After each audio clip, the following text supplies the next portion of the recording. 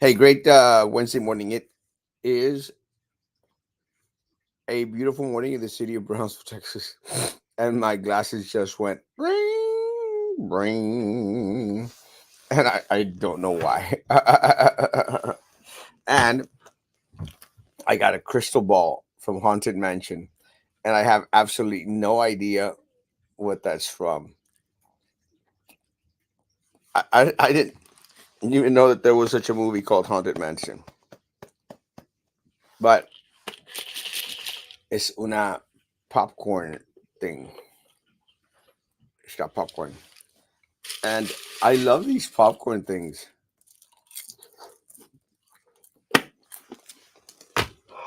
I actually went to the movies in Matamoros yesterday. It's so cheap. I think I went with 100 pesos. 110 pesos. That's like $7 for two people. Good morning, good morning, good morning, good morning. Um, I spent the afternoon with them. Uh, went over there. Uh, went to Son de Dos, which is one of my favorite restaurants in Matamoros. Always has great food. Um, I had dragus because it's a drink that's made after my name, dragus. Por eso te duele la panza porque comes puro mugrero. It's popcorn. I actually thought popcorn was healthy. Did the dragus, then I had tuétanos. Tuétanos were okay. I think where they're missing the mark on the tuétanos, with tuétanos, and for anyone that's watching that's an English speaker, bone marrow. With tuétanos, you have to have something crunchy with tuétanos. You can't just have tuétanos. And they had onions on there, but onions is not enough.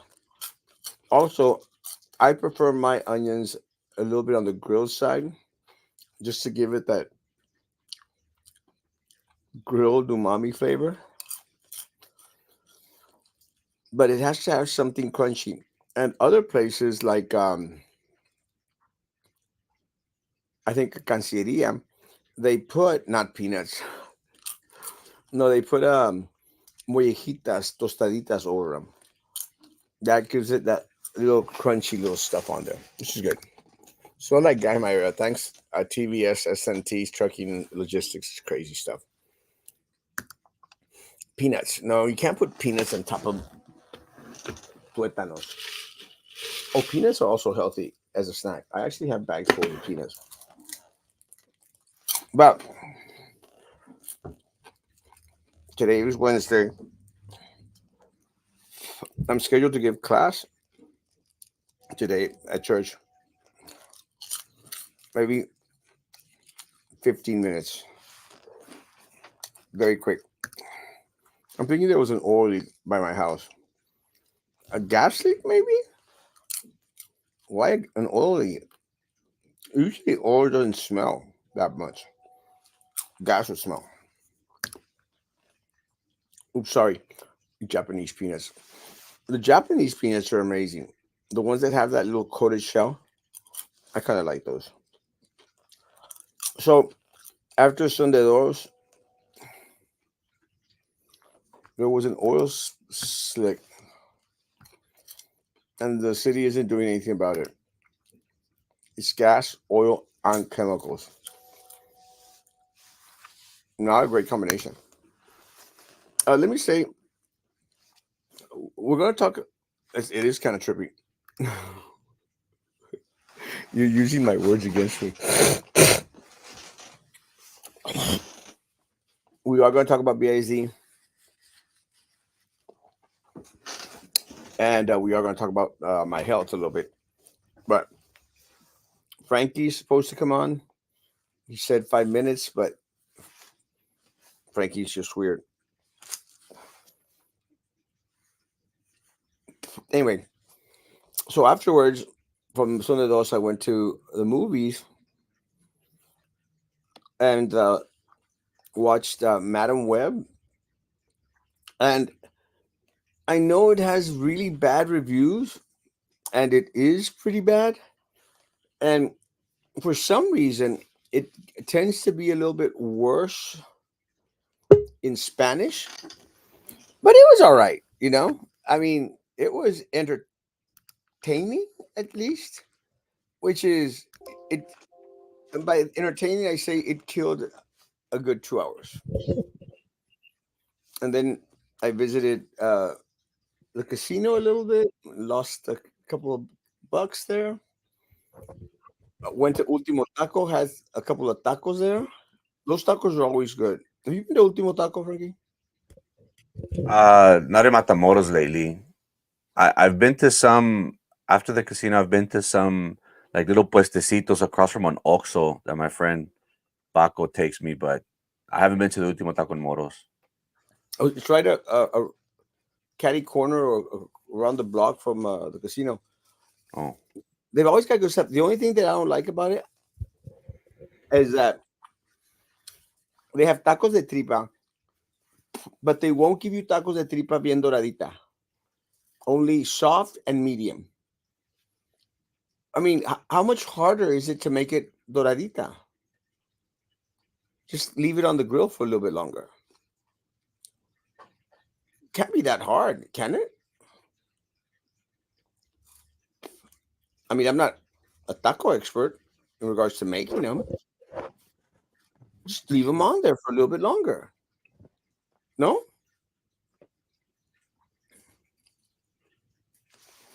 Do you know anything about tacos? trying to stay away from tacos. Oh, you should. Look at those cachetes. You should talk about the chemical spill, the explosion that can happen by having these gas tankers at by people's homes. Uh, well, yeah, it's not good.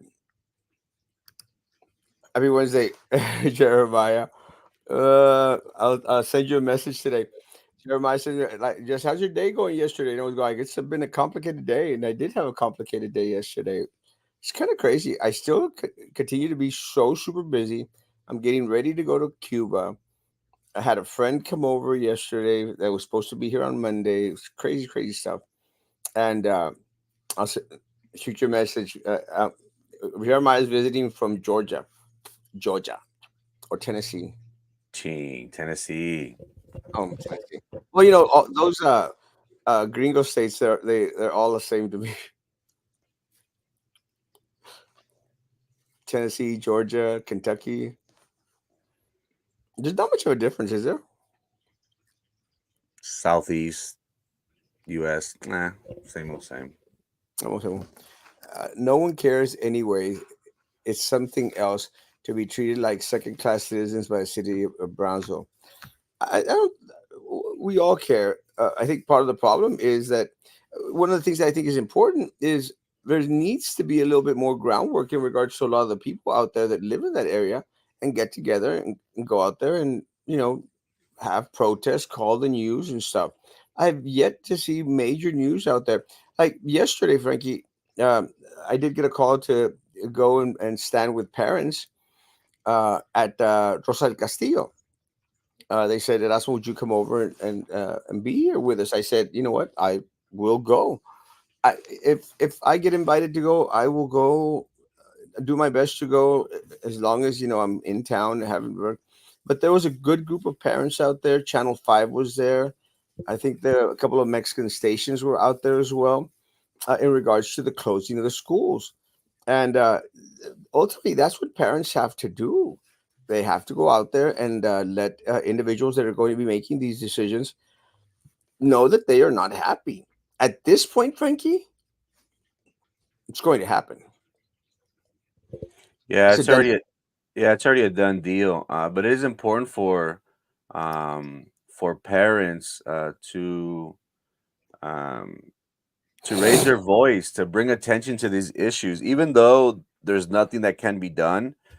But again, you need to remind these board members that hey, y'all came on a platform that you were going to be physically conservative, that you were going to make sure that you were going to do things that were going to be in the best interest of the district. And what have we seen it as? Well, we've seen them, spend like crazy, and that's why we are 16. I've heard as much as $20 million in the hole at BISD. This majority has got to go. Elections are coming up in November. The candidates will be able to officially announce, I guess, or the deadline will be in the summer. But it's important for us to get candidates that are going to be like-minded and they're going to be in tune with the community. Unfortunately, the majority has done what's in their best interest. And we see this with the closing of the schools. We have, if I'm not mistaken, Jessica Gonzalez, that she was very outspoken about schools being closed down, and then here she is, you know, voting on this issue. It's unfortunate, but that's what we're dealing with. But I support individuals who do protest, who do bring attention to these matters. I did see, there was only maybe a scattered few, maybe 15 or 20. But you shouldn't get discouraged. You should always uh, uh, do what's in your heart. And if you feel as if you do not want to change your child to another school, you should bring this up to the forefront and let the board members know that you're not satisfied with their decision. Well, it makes absolutely no sense whatsoever. It makes no sense because all of this could have been prevented. I spoke with the parents yesterday, and I said, at this point, there's not much that can be done. But unfortunately, these individuals were granted a big old chunk of money, Frankie. With the ESSER funds coming in, with the Elon Musk money coming in, a big old chunk of money. If it hadn't been for the mishandling of funds with the insurance and with a lot of the other failed projects that this district brought upon itself, with the continued uh, uh, pay of upper administrative positions that were not needed at the time, then maybe we wouldn't be in the position that we are in today. For the longest time, we've been talking about upgrading facilities, especially a lot of the facilities that had, not been upkept in the southmost area. And one of the things that the parents mentioned yesterday that I thought was really, really very impressive. I mean, they mentioned this to the news, and I hope the news put this out there. Is like, we're not asking for luxuries, we're just asking for quality. But one of the things that I have always complained about is that why is it that our southmost schools, the schools, south of Price Road, aren't being given the touch ups that they should have been given. A lot of parents would complain that a lot of the kids would go from their classrooms into the restrooms, with the inclement of weather, and the restrooms had absolutely no protection from the cold or from the heat or anything else, which makes sense. For the longest time, a lot of the parents would complain that a lot of these gyms, I think Liz Valdez, La Leona, was one of the major fighters against a lot of our gyms being so very, very hot without any air conditioning and without any ventilation out there. And these are legitimate concerns that were never addressed. And again, one of my constant spiels is, if you would have taken care of the matter when it was a small issue, then it wouldn't have cost them millions and millions and millions to fix and to repair. But think of it, Frankie, the schools that are shutting down are schools down south most. I mean, and it was the same when we closed down the schools. The issue is we had absolutely no choice but to close schools. And unfortunately, now at this point, the truth of the matter is they have no choice. They have to, because they've bled so many students, Frankie. They've lost so many students. Yet you continue to see individuals in upper administrative positions continue to make millions of dollars. Case in point, we're about to hire a superintendent, Frankie. He's going to be hired at a million plus contract. Now, does anyone out there think that it is logical for a school district who that is right now suffering from less students, that is closing down schools, to be probably hiring the most expensive superintendent we've ever had? It's going to be interesting moving forward um, to gauge the language, the fine print in the contract. It was said, Erasmo, that the previous superintendent's contract was worded in a way that would benefit a certain former board member, now convicted felon. How it was fluffed up to where I don't want to say that it was, more than what they deserve, but it was put in a language to where the next one in line would be like, well, my predecessor was given, you know, this certain contract for this amount of years with these terms, and this is what I deserve. This is what I want. Follow the norm. It's going to be interesting moving forward at Osmo, the language, because if I'm not mistaken, the previous superintendent's contract had the language of if the teachers got a raise, the superintendent got a raise. And of course, we can't compare a 3% raise for teachers, paraprofessionals to somebody making $350,000. That's 30, 40, $50,000 raise for them. So it's gonna be important for us to learn the language. Now, is a majority gonna be like fiscally conservative at Asmo? How they preach? Oh, we gotta be physically conservative. You gotta be physically conservative. Are they going to lowball a superintendent with a contract that benefits the district, or are we going to bend over as we always have as a school district and say, you write the check, take me for all I'm worth? So I hope the majority really is selfish about this, really is quote unquote fiscally responsible with the contract moving forward, and uses language that is beneficial towards the district and not to the next superintendent. I'm going to answer this real quick. Does your toned down presence on social media and political involvement have to do with the death threats you received in the past? No, because these death threats have not only been in the past; they continue to be. Let me say, you just get very, very tired. And again, Frankie can attest to this. What we do is taxing, guys. It's not easy. And, you know, I'd love to be on here, guys, every morning and every evening. It's just not easy. And, sometimes you get to a point where it just gets so disappointing to see constant raterillo and tranzas and stuff. And one of the things that I think, and I actually sent Maggie a message yesterday. One of the things that we have to deal with, that a lot of most people here in Brownsville don't deal with, guys, is that we become like this well que todos le echan. You know, everyone dumps stuff on us, and it personally, I'm not going to speak for Frankie. It becomes overwhelming, guys. It really becomes overwhelming. And this is to minimize, man. I need a break. This is one of the reasons why I started to travel a lot. I needed to get out of here, and that's one of the reasons why I wanted to tone it down in regards to social. I wanted an Erasmo life because, like I've mentioned before, guys, I and I got to the point where I said, you know what, screw this. Is that I earn enough money to whereas I can get out of Brownsville. I could go to Cuba. I'm going to Cuba this weekend. I can go to Rome. I was in Rome last week.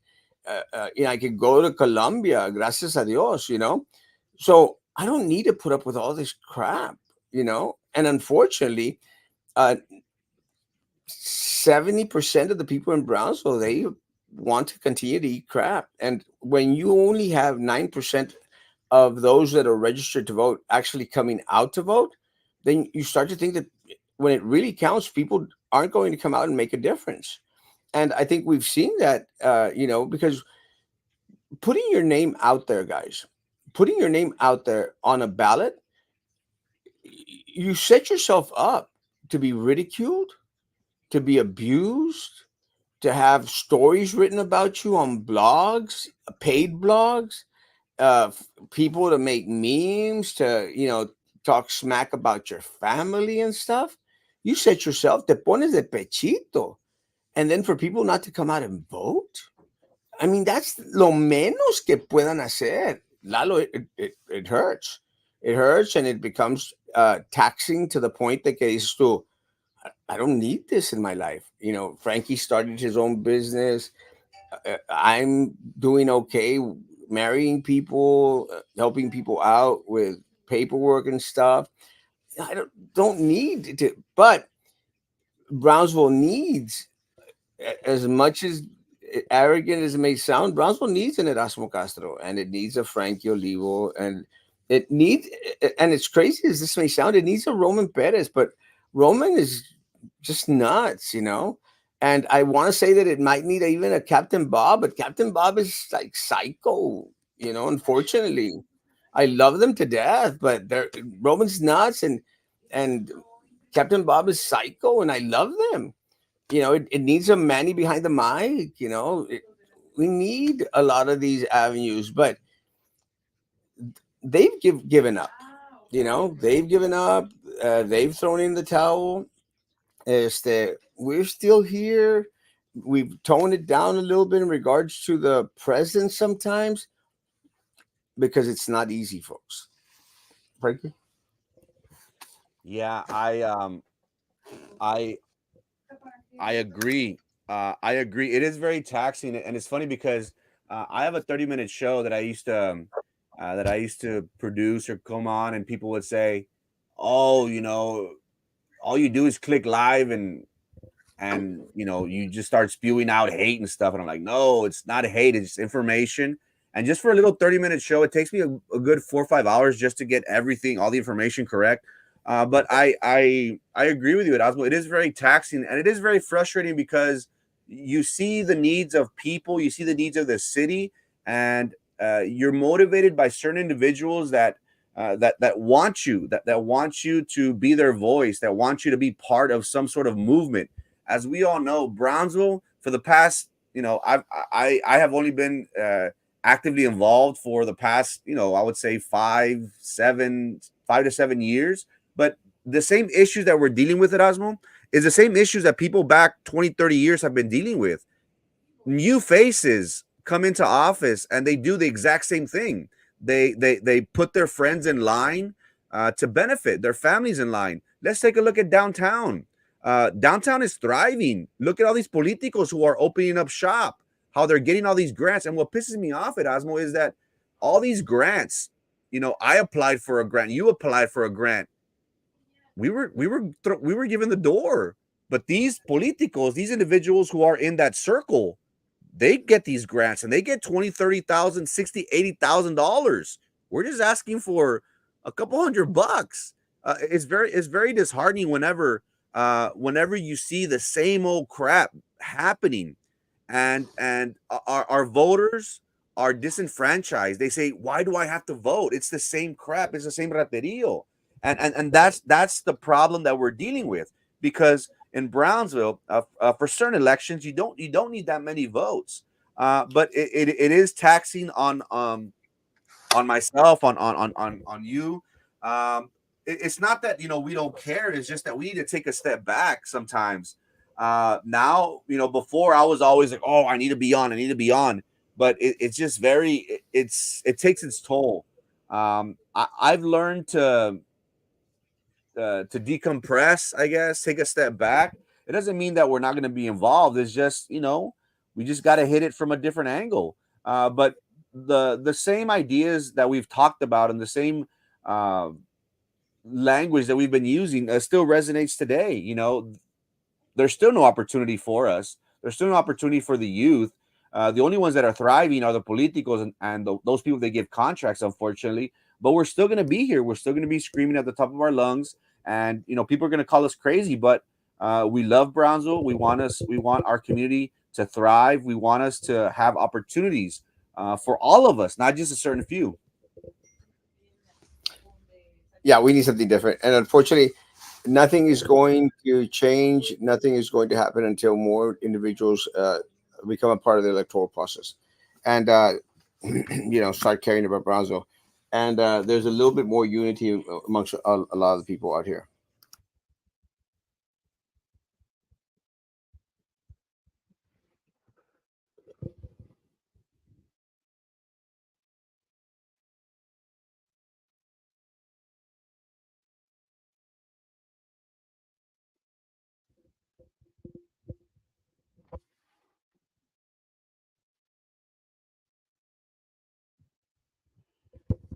Give it 25 more years and Brownsville will be a ghost town. I'm not sure about that. We'll see how that goes. Sí, ahorita le digo, pero no es necesario. Pero ahorita le digo, pero no es necesario. O sea, no sé quién le está, no sé quién les está diciendo eso, Que pero necesita una tarjeta tweet para trabajar en una refinería y que le están pidiendo eso. ok. Entonces, ¿qué te espera? Sí, espera. It makes no sense. This is one of the things that and I tell people, let me say, one of the things that I really struggle with a lot of times, and this is part about living in the border, is that a lot of times when you have a name change, uh, and I'll give you an example. My father's name is Erasmo um, uh, Gutierrez Castro. Gutierrez is my grandmother's middle name, right? In Mexico, you would write his name Erasmo Castro Gutierrez because the mom's name goes last. So a lot of times, but here in his uh, driver's license, you'll have his Gutierrez in the middle, and a lot of people go like, "Oh well," they'll put it in the middle because that's the way it's written here in the United States, and then they'll start going like, "Well, here in the marriage license, it's got it in the middle." Well, that's the way it's written here in the United States. It doesn't matter. But some people, well, I have to put it in the back. Doesn't matter. But whatever the people want you to do, they'll do. Anyway, that's I was asked that question, but they said they wanted fixed. We will get it fixed. Let me tell you this other thing that really bothered me today. And again, congratulations to Dr. Chavez. Will be the next superintendent for this for BISD for our community. And again, one of the things, one thing, I hope that everyone out there, praise for Dr. Chavez, is out there cheering that Dr. Chavez does great stuff for um, BISD and the community. We have no choice right now, Frankie. He's going to be the next superintendent. There's nothing anyone can do about it. And I think that there's going to be, it's going to be a 5-2 vote. I think that um, uh, Mr. Ortiz and Carlos Elizondo are going to vote no. That's my theory. And I think and again, I haven't spoken with Carlos Elizondo. I have not spoken with Carlos Frank Ortiz. I think the reason that they're going to vote no is because of what was stated in regards to the hiring of the superintendent. When they hired the interim superintendent, one of the caveats, one of the niches in regards to hiring the interim superintendent was whoever is going to be interim superintendent cannot apply to be superintendent. You remember that, Frankie?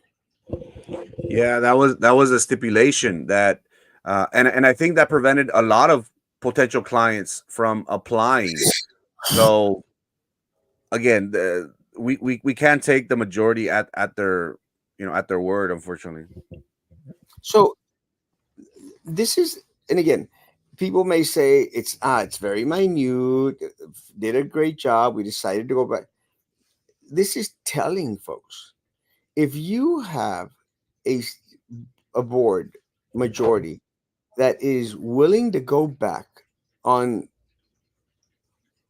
a stipulation, a rule that they themselves placed on themselves. What else are they willing to go back on?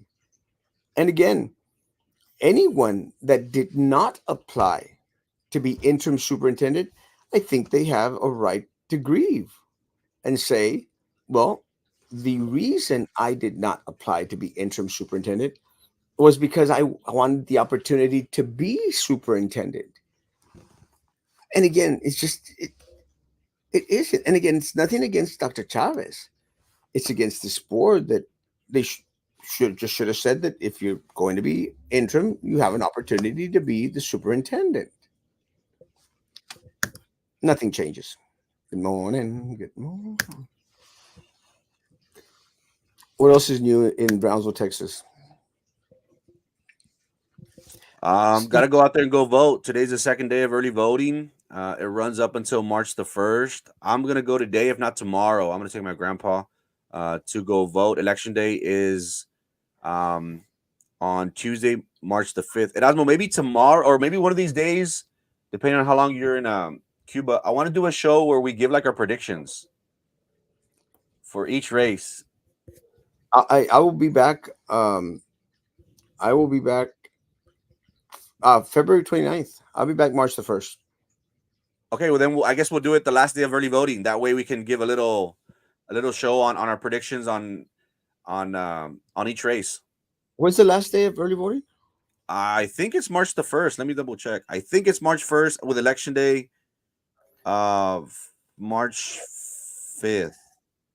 Yes, Friday, March the 1st is the last day of early voting. Election day is Tuesday, March the 5th. How about Tuesday morning? Tuesday morning. All right, sounds good. We'll do a show Tuesday morning. And we could watch the results Tuesday night. Do you have a sample of the ballots? They're different ballots. You can find them on Cameron County elections. Just Google them. Googleelos. How will things change with Elon ambitious expansion into Brownsville? Well, I'm hoping more jobs. I'm hoping more jobs and more opportunities for people here in the city of Brownsville. Sure as heck, we do need them. And again, I'll say this again: we need Elon Musk. I'm praying to God that these people don't screw that up for us. Good morning, good morning. Sácalo, sácalo, el pollo, aguántalo, aviéntalo para que la bola de ratas que hay aquí en Brownsville. I'm trying. Thanks for the update. God bless BIZ. God help them. Lalo, they place chemical tankers by my house. That's a change. It's not a good thing. He's just another sucker for the system. God bless him. Now my area smells like gas. That thanks SpaceX. City needs a metaphorical sacrificial lamb, or beach is the red calf. Vale, raza, vayan a votar para un cambio de la ciudad de Brownsville. Voten por el gato negro. Este negro que van a cambiar todas las trae, sacar ratas que hay aquí. Yes, that will be a fun show prediction. Same game with BIZ. Just keep cheating. Definitely no honor. Nah, none. I want to vote for a new sheriff in Hidalgo County. Those are going to be interesting races. Hidalgo County's races are always interesting. Yeah, that's a monster. If we think Cameron County's big, Hidalgo is like multi-million dollars races. Crazy. Nombre eres Mosita, no más trabajo, más jale, más dinero, y el gato negro le puede ser. Thanks for coming on, Frankie. Thanks for the invite. Guys, I will be having shows the rest of this week in the mornings only. I will be heading off to Cuba Saturday afternoon. We'll be in Cuba. There'll be no shows next week in the morning. Maybe I'll throw a show from Cuba. I'll try. It's just really hard to get internet in Cuba. It's not easy. I will be there Sunday, Monday, Tuesday, Wednesday, Thursday. I should be back in Monterrey on Friday and back home hopefully Friday. We're going to go take medicine, going to take clothes, go visit a lot of the poor people, hopefully take a little bit of help out there. That's the kind of stuff that we do. Why? Because we can. Guys, thank you all for coming on. See you tomorrow morning, 9 o'clock in the morning. Guys, be good to each other. Continue to be good to be. God bless.